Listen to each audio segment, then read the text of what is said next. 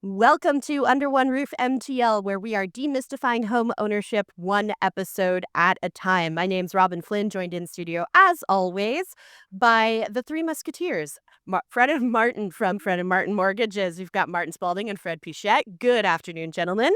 Good afternoon, Robin. Hey, Robin. And we got LJ Aguinaga of LJ Realties. How's it going, LJ? How you doing? How's everybody? I am feeling festive. It's December. We got our first snowfall in Montreal this week. Everything is pretty. I have a young child, and the magic of seeing snow through a 2-year-old's eyes is unmatched, I tell you. Right away, wow. Just wanted to go outside and play. It was the absolute best. But Robin, have you put your tree up yet, though? yes, my tree went up last weekend. So she must be losing her mind then. Oh, she's going crazy. There's already wrapped presents under the tree from my grandmother, and every day she picks it up. Mommy, open present? Like, no, we gotta wait till Christmas. Okay. There's not a dog or a cat packed in there, is there? No, we have a dog and a cat. We're all set on the animal front. Guys, let's start with our trivia question of the week, brought to you by Felix and Norton Cookies, because now, this time of year, is the absolute best time to have some cookies delivered straight to your door. You can visit their store, by the way, at the Blue Haven Shopping Center, 3705 St. John's Boulevard in DDO. The first person to text in the correct response to 514-790-0800 will receive delicious cookies from Felix and Norton delivered straight to your house. Our question this week: what is the name of the federal program that helps first-time home buyers save for a down payment through a tax-free savings account? If you think you know it, 514-790-0800, and please include your name as well so we can give you a shout out. Guys, I want to recap everything that happened this year in real estate. We've been on the air since January, so we've seen a full calendar year together of everything going on in this industry, in this city, in this country, in this crazy world that we live in. But before we dive into that, let's start by looking at just this past week, because it's been a busy week. So banks apparently are increasing fixed rates, even though bond yields are down. Now, Martin, I know you've been paying attention to this because you're always sending us news articles about bond yields. So I feel like you're our bond guy. Okay, so despite bond yields dropping over the past 2 weeks, several major lenders, CIBC, RBC, TD, we've seen them raise their fixed mortgage rates by 15 to 35 basis points for 3, 4, and 5-year terms. Now, it's counterintuitive, right? Bond yields are going down, so you'd think that fixed rates should be going down. But what they're doing is they're factoring in the bond yields that had gone up in October and November.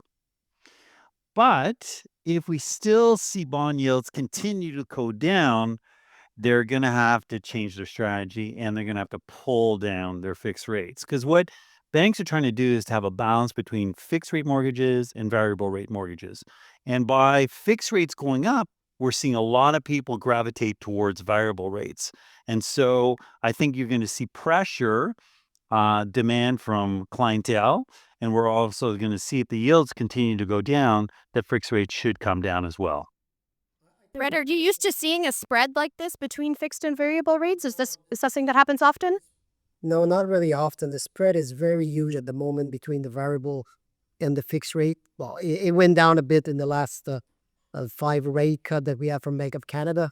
But still, normally the variable rate goes right under the fixed rate, which is, I think it's right now, it's a matter of time that, again, that the variable goes down. The Prime Rate of Canada will go down again. And also what Martin says, I think fixed rate, it's a matter of time also that it goes down a little bit more, because as he mentioned, that the bond yield went down lately, which is, I think it's good news for Canada, actually. But I mean, we also have a big announcement coming this week, right? Because the Bank of Canada interest rate announcement is on Wednesday, December 11th. Now, I would say maybe 3-4 weeks ago, we were perhaps a little more bullish in our predictions of what they were going to do, predicting 50 basis point cuts. Are we still feeling that confident in a massive cut? I'm reading mixed messages from the big economists from the big banks. Who wants to start, LJ? I will start. I do not believe that we're going to have 50 basis points. As much as I would love to see it, as much as I would happily bid on that and try and encourage it to happen, I don't think it's the reality right now. We are getting more and more data that is stating that it's unlikely, obviously. So I'm still a firm believer in the 25 basis point cut, but I do not believe we're going to see 50 basis points as much as we would have loved to see it. I will say that we might have 50 basis point cut. That's assuming I have 100 basis points. You might have no basis points. What are you going with, chicken? Christmas gift from Bank of Canada, and I was reading that RBC think that we might have a 15 basis point cut, even though like all the other bank thinks a 0.25 is most likely will happen. But again, I get that. Do you think we're going to have dropped our overnight rate by 1.75 in 2024? That's what you're betting in right now. Yeah, but if you remember a year ago, most of people say, no, it's got to go down by 50 basis point. And actually, with the year's not finished, we at 1.25. And we're going to get for sure another 0.25, which is, I think it's possible, like the economy is not that strong and It's not strong at all. it's good. Exactly. I think it's good to, it's a good time. Let's go the gamble. Martin? I'm going 50. I'm going to stick with my prediction. I'm going to side with RBC. I'm going 50 basis points. The same article said Oxford Economics and BMO are predicting 25. I'm going to stick with my 50. That'll be a great Christmas present for Quebecers and Canadians alike. Yeah, my monthly mortgage payment has gone down substantially this year, which is lovely because I'm able to take that money and do other things. Which is Oh, that means we're gonna get more expensive gifts. That means LJ, Fred, and myself. So we get 2 coffees instead of one. yeah, so. Well, I feel like at this point, we probably owe Fred a couple of coffees. Is winter the best time to get pre-approved for a mortgage? I read an article this week that said it is. Traditionally, this is somewhat of a quiet season in real estate, but it doesn't seem to be the case right now, especially if you want to jump in the spring when things move really quickly. You probably want to get all your ducks in a row now and get pre-approved, right? So, Martin, I know you're obsessed with having all of your documents in order. So, Well, you know now what? the best time? Actually, I sent you guys an article talking about November sales. So I'm going to throw it over to LJ to see if he's feeling it because he's closer to the real estate market than we are. We're the mortgage guys and he's the real estate guy.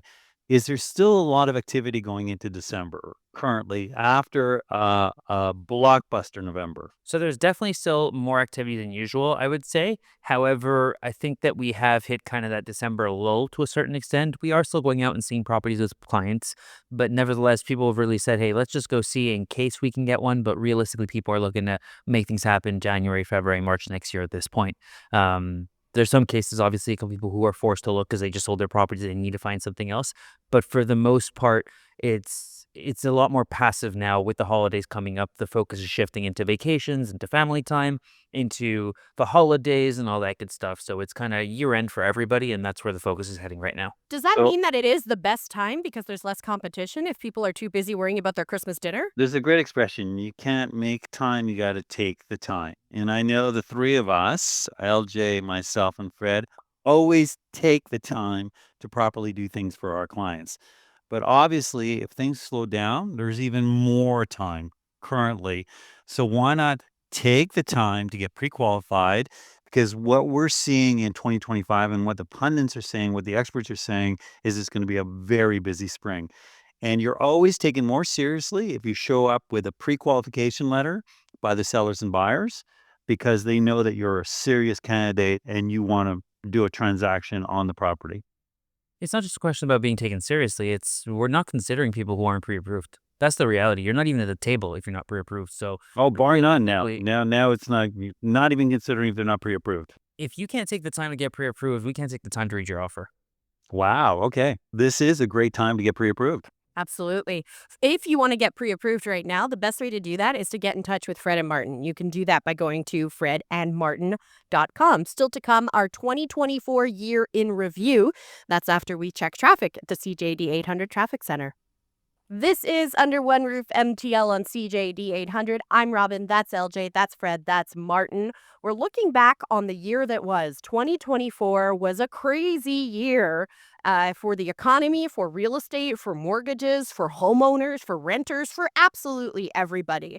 The big thing, though, is that interest rates fell by more than we expected them to. Fred was the one who was staunchly in the 100 basis points camp. I believe LJ said 50 total basis points. Martin, I think you were in the same camp as LJ, were you not? Yeah, I was a little bit more conservative than Fred was. I think at the 75, I was at 50. Fred was at 100.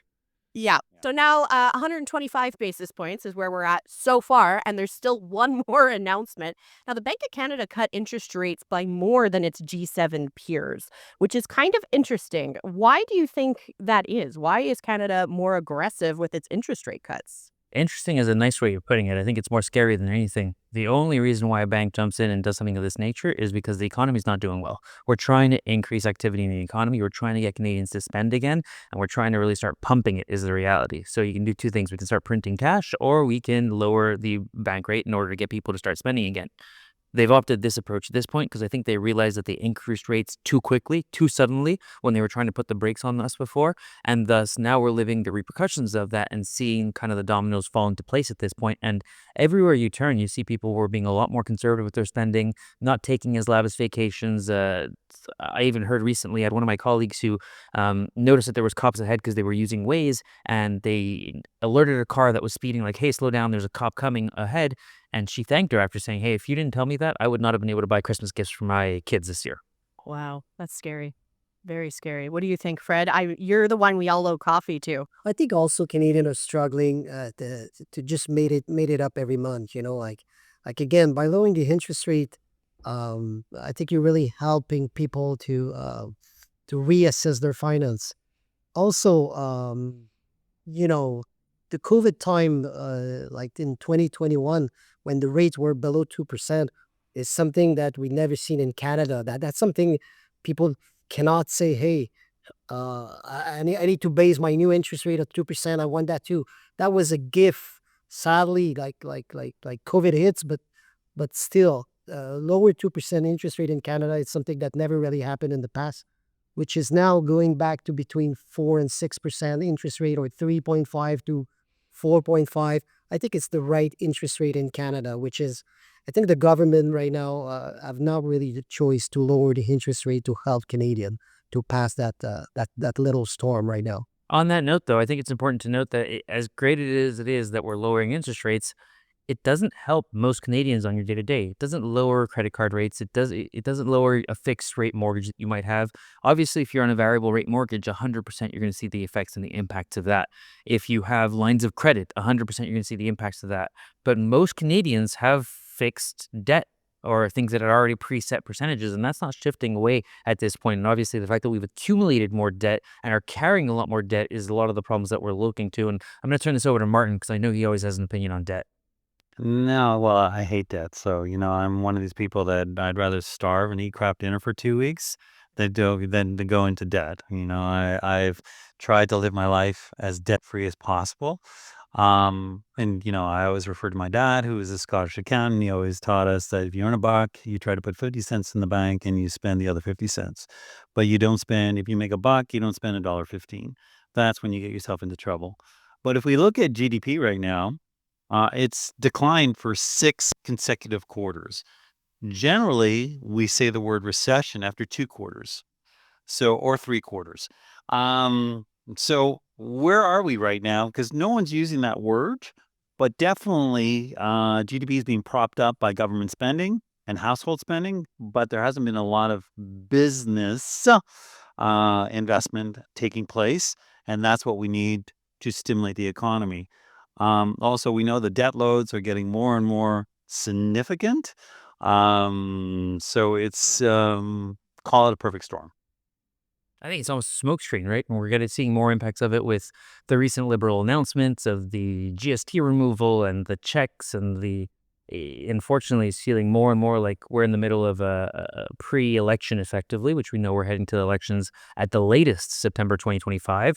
And we're starting to see the effects of the parties trying to do stuff to make things happen, to have the best memories of them, if you will, leading up to the election. So Now, those checks did not pass the House of Commons, by the way. That's worth noting. It was refused finally? it.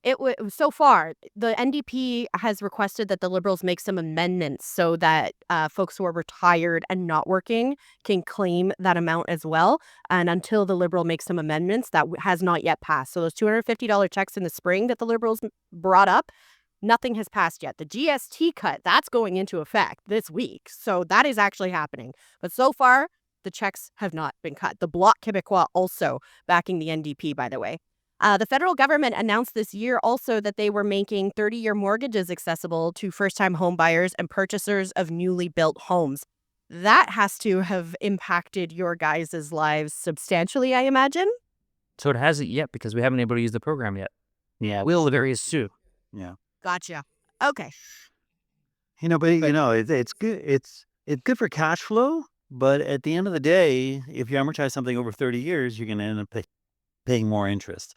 So, on a day-to-day, week-to-week, month-to-month basis, it's probably good for cash flow. But over the length of your mortgage, just buyer beware, you're going to pay more interest. Yeah, but Martin, if it helps you to qualify because amortization from 25 to 30 years is available for you and you don't really have 20% down payment, I think it's a good measure. Obviously, you'll pay more interest. I agree with you, but again, I think it's a good point. We're going to the right direction. Obviously, a 30 years amortization period will end up that you're going to pay more interest, but it could really help some first-time home buyers to qualify, especially when we still have the stress test to do on every file. Like, I think it's So I completely agree. I just want people to realize that, yes, that I'm a big proponent that the best investment, and I always hit the nail the exact same way week after week. Your best investment is a home. So if a 30-year amortization allows you to purchase a home, I'm all for it. But I just want people to know that 30 years amortization, it just at the over the lifetime of your mortgage, you're going to end up paying more interest. There's no free lunch. It's the reality. There's no free lunch, yeah. Yeah, I think, guys, in Europe, it goes up to 40 and 50 years of amortization. Now, on that note of the 30-year mortgages, I think it's always a great idea, especially for people who are getting into properties or young families, because obviously having more cash flow on a month-to-month basis allows you to have the flexibility as you're buying furniture, as you're getting set up in this new arrangement, as you have kids' activities, diapers, everything going on. But if you are kind of comfortable, or if you are on a regular pay cycle of salaried income, if you will, the best thing you can do to counteract that additional interest payment is to simply go on biweekly payments. And when you make your payments every 2 weeks, the same 2 weeks that you get paid ideally, then you don't feel it, but you effectively make one additional month capital payment every single year, reducing your amortization period by roughly 7 years on that 30-year amort. So that's a nice way to kind of get the advantages of the pre-qualification or the buying power at the higher amount, but not get offset as much by the interests that you're going to pay over that period of time. And building on what you just said, there are a lot of lenders that allow you to make prepayments, so you can make double payments on a monthly basis, or up to 15% lump sum payments against your principal on a yearly basis. So, yeah. So we're getting into the debate over. I am a big believer that if a 30-year amortization is good, it is good, because it allows you to get into a house, but there are other advantages you can pay it down. If you're interested in buying or selling your home, get in touch with LJ Aguinaga. You can reach him at 514-500-4040. Up next, we're going to look into our imaginary crystal balls and try to predict what 2025 holds for Montreal real estate. That's coming up after the news. This is Under One Roof MTL on CJD 800. I'm Robin Flynn with LJ Aguinaga of LJ Realties, Fred Pichette and Martin Spalding of Fred and Martin Mortgages. Now, before we look into our crystal ball, there's a couple other changes from 2024 that we want to make sure we include here. Now, the feds this year also announced an increase in the $1 million price cap for insured mortgages to $1.5 million. Now, the government says this will help Canadians qualify for a mortgage with a down payment below 20%. Is this actually going to help Canadians qualify for a mortgage with a down payment of under 20%? I don't know. What do you think? I think it's definitely going to impact some high earners who haven't had the time to save necessarily, who can qualify, just didn't have the down payment. But it's pretty crazy that on December 14th, the minimum down payment for a $1.5 million house will be $300,000. And on December 15th, the minimum down payment on that same house is going to be $125,000. we are shaving $175,000 off of the down payment or the capital required to purchase this property from one day to the next. And just imagine what the mortgage payments are on a $1,375,000 mortgage. So yeah, if you haven't had a chance to put all of you, well, that's just it. I mean, if you haven't had a chance to put aside a little bit of money and you can afford those mortgage payments, you're making some serious cash. Plus the mortgage insurance on it. Exactly. Wow. In addition, this year, we also had the new capital gains tax rules that went into effect this past summer. People were freaking out about it at the time, but it actually impacts very few individuals, right? So the new rate applies to net capital gains exceeding $250,000 per year for individuals and to all net gains realized by corporations and most types of trusts. So the amount of Canadians actually impacted by these new rules is quite minimal. If you're one of the people impacted, of course, you're upset. And if you have been impacted, let us know. Send us a text at 514-790-0800. We'd love to hear from you about how this has changed your life. Guys, I know at the time we covered it in depth, but have you been hearing from people since this went into effect at the end of June saying that this has negatively impacted their lives in any way? I've been telling people that if you don't have to sell, don't sell. I have a feeling that we're going to reverse this, so just hold off and don't make that change. And to me, it's really the elderly who are the most negatively impacted like this, or anyone's parents who I know who may have bought in a second property or may have lived in a duplex, something of that nature, and said, you know, I think, Robin, your parents had bought two properties. Your mom, she lived in one, had the other one as a rental property. That was her nest egg. And had she not sold at the time that she sold, she would have been exposed to this additional capital gains. And this was literally her retirement plan, right? So it's people like this who are being penalized, who they played very well within the rules, that this was totally normal, whether she had chosen stocks or this or that. And all of a sudden, her retirement fund has been completely shifted because of a bright idea that somebody had in Parliament. Often our lives get impacted by people with bright ideas, right? Okay, now the median house costs in the greater Montreal area have gone up in 2024. LJ, do you want to run through maybe just a couple of the key boroughs and municipalities so people have an idea of what's happening right now? Sure. So we'll pick and choose a couple around the city. So if we look at Côte-des-Neiges and NDG, our average single family priced is going to be $1.18 million for that property. Ville Saint Laurent is now at $810,000. Verdun is at $894,000. That one's definitely jumped up a little bit more than people were expecting. Now, again, we're looking strictly at single family homes here. Pointe Claire is now averaging $725,000. Beaconsfield is at a whopping $922,000. And St. Anne's, with a couple new developments recently, is at $740,000. Wow. I'm the oldest guy amongst the four of us. And I can tell you, when my father bought in Montreal, when we moved downtown in 1973, he paid $35,000 for his house. I mean, it's just gone crazy, the price. If we're looking on the South Shore, my parents bought their house in Chateauguay in 1992 for $65,000. That's what they paid for the 3-bedroom with a finished basement, backyard, South Shore. I bought my house in Chateauguay 6 doors down from the house I grew up in 2019, and I paid $290,000 for it. And my dad thought I was insane. He couldn't believe how much money I was paying for that house. Look down my street. Houses are selling for twice that now. As I said, years later. You got a deal. Oh, yeah. When people think that real estate is not a good investment, I think it's a mistake. You know, you have to live somewhere and you see like it takes up in value every year, which is, even though I understand, like LJ say, that you pay taxes on rental property, but it's still a good investment, I think, to invest in real estate, you know. You pay taxes on everything. This isn't like the only unicorn that has to pay taxes. What it's going to look like it'd be 10 years from now, you know, like, because those prices are quite high so far. Obviously, if you compare with Toronto and Vancouver, not really, but still, it's high, you know, like the affordability will be a challenge, I think so. I always thought NDG was a great, affordable city to live in close proximity to the downtown core. And I can't believe that. What's the median price? What'd you say, LJ? $1.18 million was the median price. It's $1.2 million for a place in $1.2 million for a place in NDG. That just boggles my mind.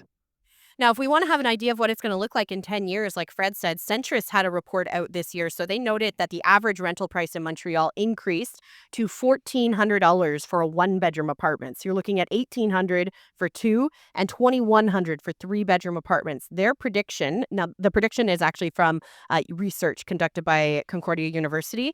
A two-bedroom apartment will cost in Montreal $4,300 by 2032.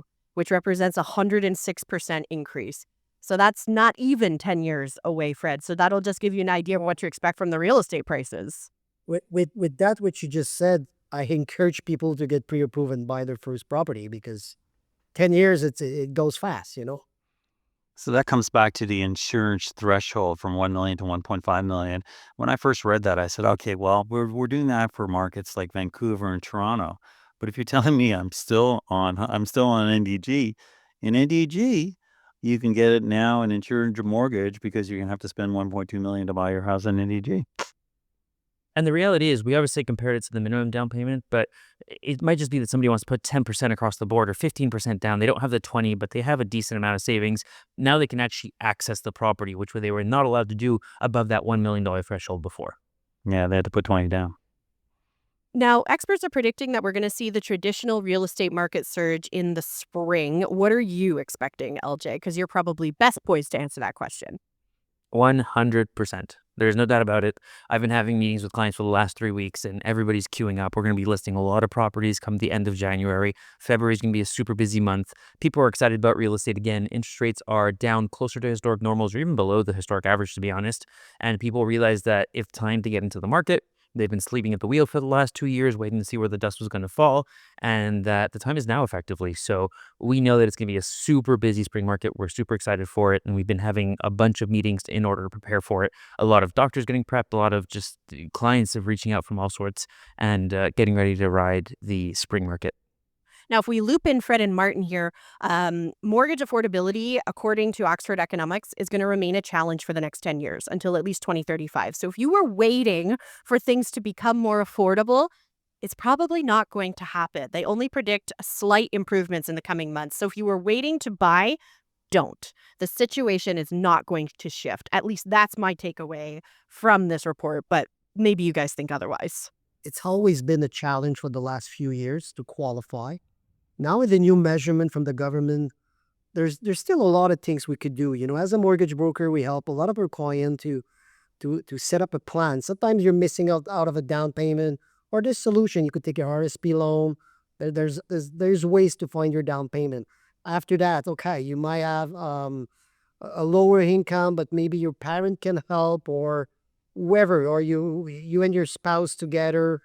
There's many ways that we could help to qualify people and make sure they buy a property. Obviously, sometimes your first property is maybe not your dream home, but you have to start somewhere. You know, like maybe if you could afford a property, a small condo to start, and then shifting to 3 years later to a single dwelling. There's all kinds of things that you could do. You know, like that's why I think it's so important to set up a plan and meet up with a trustable mortgage broker and see what your options are. Now, if your mortgage is up for renewal in 2025, according to RBC, you can expect an average increase every month of $513. So start budgeting, start talking to Fred and Martin, start coming up with a plan to make sure that you can eat that cost. Now, obviously, that is just an average increase across the board. Depends on the balance on your mortgage, depends on your interest rate, depends on your amortization, depends on a whole bunch of factors. That is just the average according to RBC. So start making a plan. That is the best way to handle this situation. Because there's always renewing, but there's also refinancing. And you should consider refinancing if you're carrying a lot of high interest debt. If you're considering refinancing, get in touch with Fred and Martin. Go to fredandmartin.com. And also, if you're interested in outsourcing your property management, get in touch with LJ's team at plexdoctor.com or give them a call at 514-709-6397. Up next, our property of the week plus the answer to our trivia question. That's all coming up on Under One Roof MTL on CJD 800. This is Under One Roof MTL on CJD 800. That's LJ, that's Fred, that's Martin. I'm Robin. It's time for our property of the week, our final property of the week for 2024. which is wild, guys. I can't believe we've been here for a year already. It feels like just yesterday we were walking into this studio for the very first time. LJ, what do you got for us this week? Are you looking for your next great investment? Discover this stunning 2-bedroom, 1-bathroom condo in Vaudreuil-Dorion. With a spacious rooms, natural light, 2 balconies, and a cozy gas fireplace, this second-floor unit has it all. Plus, enjoy the 2 outdoor parking spots and additional storage. Located near parks, schools, shopping, and easy highway access. This is a highly desirable neighborhood that you're going to love. Don't miss out. It's priced at just $335,000. How does that sound compared to everything else we were just talking about in terms of average prices? Call me today, 514-500-4040, or visit my website, ljrealties.com for more details. What do you guys think about that? I love Vaudreuil. I have a few friends that have just bought houses in Vaudreuil, actually. It is a lovely, lovely neighborhood. LJ, what's the address? 2876 Rue Montcalm, apartment 102 in Vaudreuil. Gotcha. Whenever you're in Vaudreuil, I tend to stop by La Trattoria Lani. I clearly love Italian food, packing off last week's recommendation as well. Try their meatballs or their 3 mushroom veal scallopini. Sounds delicious. But yeah, Vaudreuil, Dorion, that area is lovely, especially once they finish the Illatort Bridge. I feel like property values are going to increase, so probably a good time to get in, right? Plus the hospital. Plus the hospital. Absolutely. That's the And big you've got driver. Highway 30, which is amazing. That's how I go from Chateauguay to Vaudreuil. I don't go into the city. I take Highway 30. It's amazing. I think it's the right price for first-time home buyers with 2 bedroom. It's a good starting property, I guess. You got to build equity. Just buy something and build equity, and then use that equity to buy your next place. We're priced under market right now because it's currently rented out for a little bit below market as well. So the move here is to buy it out if you do want to occupy it, and then send your notice 6 months before, repossess the unit, and then turn it into an owner-occupied unit because you're getting a great deal on the price right now. Now, our trivia question of the week brought to you by Felix and Norton Cookies. Let's get to the answer on that one. Our question was, what is the name of the federal program that helps first-time home buyers save for a down payment through a tax-free savings account? The answer, a first home savings account, or an FHSA, which for some reason is really difficult to say. They should have come up with a better acronym. Guys, we learned a lot this week. As usual, we packed a lot of content into the past hour, starting with the Bank of Canada. Remember, they're making their final 2024 interest rate announcement this Wednesday, December 11th. Across the board, we're expecting another drop. How big of a drop? I think Fred is going with 50 basis points. So is Martin. LJ is predicting 25 basis points. I'm going to go with 50. I don't know anything. I'm not an expert, but I have a variable mortgage, and that's what I'm hoping for. Also, we learned the Bank of Canada cut interest rates by more than its G7 peers in 2024. That's usually a bad sign, means that the economy is not doing so good. What that means for 2025 remains to be seen. And speaking of 2025, if your mortgage is up for renewal, you can expect an average monthly payment increase of $513. As we mentioned, this depends on a variety of factors, but begin to make a plan. Don't wait until your mortgage is up for renewal to deal with that payment shock. Start planning ahead. Start talking to people like Fred and Martin. They can help you put a plan in place to make sure that you aren't forced to struggle. You don't have to accept the first offer your bank gives you when your mortgage comes up for renewal, right? Yeah, ideally call us 6 months before your renewal date. And then we have the proper time to really build it out and start shopping for you. 6 months. Okay, so go find your documents, go log into your portal wherever you have your mortgage with, and figure out when your mortgage is coming up for renewal. Count back 6 months. That's when you call Fred and Martin. Great advice. Great advice. That's pretty much it for us for this week. We're going to be taking a few weeks off for the holidays to spend with our families, but we'll be back live at noon on Sunday, January 12th.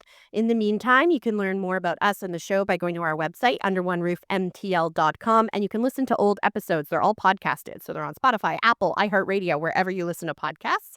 And just because we're not going to be on the air doesn't mean you can't get in touch with us. You can reach out to LJ, Fred, and Martin individually.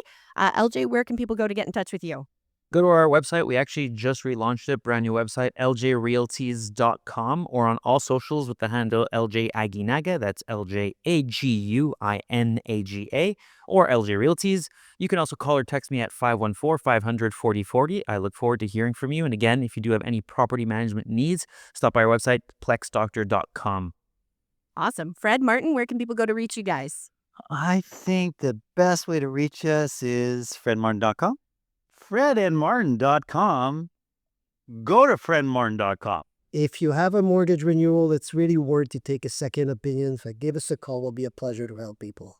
Yep, you could save some money, which is really what it's all about. More money in my pocket, better than in somebody else's. That's what I always say. If you missed anything, you can listen to this show in its entirety. If you missed anything, you can listen to this show in its entirety on iHeartRadio, Spotify, Apple, absolutely everywhere you get your podcasts. All of our episodes are up. You can go, you're bored over the holidays, binge listen to Under One Roof MTL. There's plenty of fantastic content there for you. For LJ, Fred, and Martin, I'm Robin. This has been Under One Roof MTL. Happy holidays, everybody. Happy holidays. Happy holidays. See you next year.